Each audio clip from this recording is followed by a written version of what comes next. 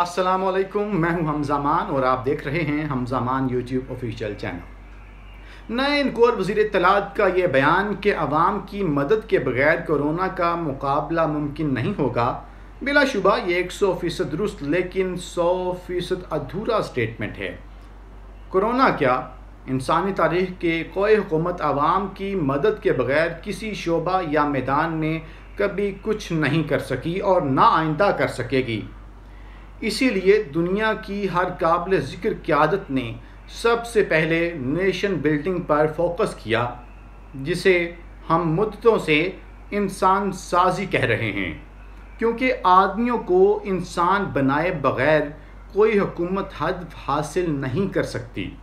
कोई कामयाबी मिल भी जाए तो वो जाली, मसनूई, वक्ती और आर्जी होगी।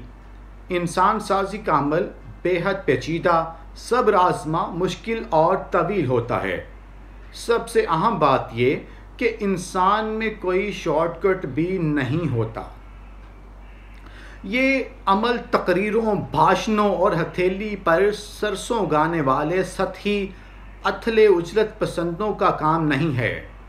अंग्रेज़ी के एक लाजवाब मुहावरे का तर्जुमा कुछ यूँ होगा कि एक झाड़ी के पैदा होने और परवान चढ़ने, जवान होने के लिए सिर्फ एक मौसम बरसात काफ़ी होता है, जबकि शाह बलूत जैसे दरख्त की जवानी के लिए कम अज़ कम 100 बरसातों के बराबर मुद्दत दरकार होती है।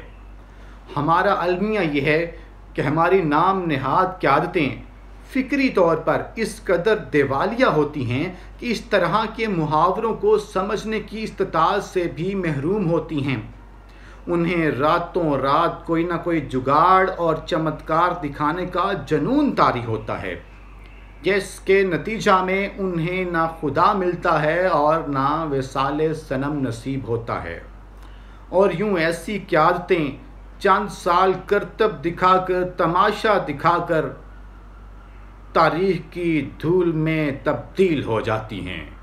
दुनिया की अजीम तरीन, मुहय्यरुल अक़ूल तरीन क़यादत हमारे आका सल्लल्लाहु अलैहि वसल्लम की थी। सिर्फ़ और सिर्फ 23 साल के मुख्तसर से अरसा में कैसा नाकाबिल यकीन मौजज़ों का मौजज़ा है कि आप सल्लल्लाहु अलैहि वसल्लम ने कम माया तरीन ज़र्रों को आफ्ताबों महताबों में तब्दील कर दिया। कोई मुसलमान ये बात करे तो समझ आती है, लेकिन गौर भी फरमाइए कि प्रोफेसर फ़िलिप हेटी जैसा आलमी दिमाग मसीही मुफक्कर अपनी शोहरा आफाक और मकबूल किताब हिस्ट्री ऑफ अरब्स में लिखता है कि पैगम्बर इस्लाम सल्लल्लाहु अलैहि वसल्लम की वफ़ात के बाद ऐसा महसूस हुआ जैसे अरब की बंजर ज़मीन जादू के ज़रिए अजीम हीरोज़ नर्सरी में तब्दील हो गई कि इतनी ज़्यादा तादाद और इतनी बेशुमार खसूसियात की हामिल शख्सियात का कहीं भी पाया जाना नामुमकिन सी बात है। सुभान अल्लाह, काश प्रोफेसर फ़िलिप इस हकीकत का हवाला भी देते कि इस वक्त मक्का और मदीना की आबादियाँ करोड़ों लाखों में नहीं थीं, सिर्फ हज़ारों में थीं। इंसानी ये है कि इंसानी तारीख़ में कोई एक लीडर भी जिसने एक तो पाए के लीडर्स भी पैदा किए हों तो दिखाइए। रियासत मदीना का ख्वाब तो बहुत ही खूबसूरत है, लेकिन इसकी ताबीर बल्कि ताबीर का अक्स पाने के लिए भी तबीयतों से लेकर तरजीहात तक बहुत कुछ तब्दील करना होगा, जबकि इधर क्या गड़मस है। एक तरफ कोरोना, दूसरी तरफ क्रैक्स की मारी लर्जा तरसा मईशत, तीसरी तरफ भारतीय पागलपन का पाकिस्तान पर हमले के बहाने ढूंढना कि खुद वज़ीर आज़म का कहना कि भारत की पाकिस्तान पर इल्ज़ाम तराशी और कंट्रोल लाइन पर फायरिंग भी इस मकसद के लिए है। और चौथी तरफ हुकूमत और अपोजिशन तो छोड़ें, हुकूमत के अपने इत्तेहादी शुजात हुसैन और परवेज़ इलाही नैब के ख़िलाफ़ हाई कोर्ट से रजू करते हुए हुकूमत से अलहदगी की धमकी देने और ये कहने पर मजबूर हैं कि तहकीकात के गलत अंदाज पर अदालती फ़ैसले भी आ चुके और उन्हें 19 साल पुरानी बंद की जाने वाली इंक्वायरी खोलने का इख्तियार नहीं है। چودھری برادران نے کوئی قرضہ معاف نہیں کرایا۔ 17 سال تک اثاثہ جات کی نام نہاد انکوائری چلتی رہی۔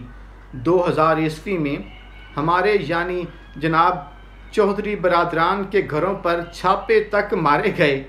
نیب شجاعت کے گھر کی پیمائش تک کرتا رہا، کبھی کوئی ملکی غیر ملکی اثاثہ سامنے ان کا نہیں آیا۔ آج تک کسی ایسے بینک تک کا نام تک نہیں بتایا گیا جس کے ہم لوگ ڈیفالٹر ہوں، یعنی کہ جس کے شجاعت حسین لوگ ڈیفالٹر ہوں۔ نہ کبھی کسی بینک کا کوئی کلیم سامنے آیا۔ ایسے میں اسے انتقام نہیں تو اور کیا کہیں گے، یہ کہنا ہے چودھری برادران کا۔ معاملہ ہائی کورٹ میں، اور ایک پنجابی محاورے کے مطابق جٹ جانے تے بجو جانے میں تو صرف یہ سوچ رہا ہوں، اس معاملے میں تو صرف یہ سوچ رہا ہوں کہ ہمارے باہر کیا ہو رہا ہے، بلکہ کیا کچھ ہو رہا ہے اور ہم نے اندر کیسا ادھم مچا رکھا ہے یار۔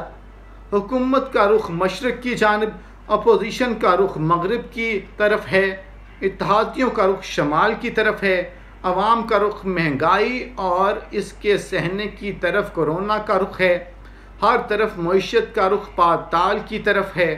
ایسے میں حالات میں رہ رہ کر اس وقت کا بغداد یاد آتا ہے جو بے رحم تاتاریوں کی ننگی تلواروں کی زد میں تھا، اور وہاں کے مختلف اقسام کے قائدین سے لے کر عوام تک عجیب و غریب سوالوں کے جواب تلاش کرتے کرتے بلاخر خود خواب بن کر رہ گئے تھے۔ دوستو، آج کی ویڈیو میں اتنا ہی پیغام ہے۔ ویڈیو پسند آئے تو چینل کو سبسکرائب کیجئے اور بیل آئیکن کو پریس کیجئے۔ ہم زمان کو دعاؤں میں یاد رکھیے۔ اللہ نگہبان۔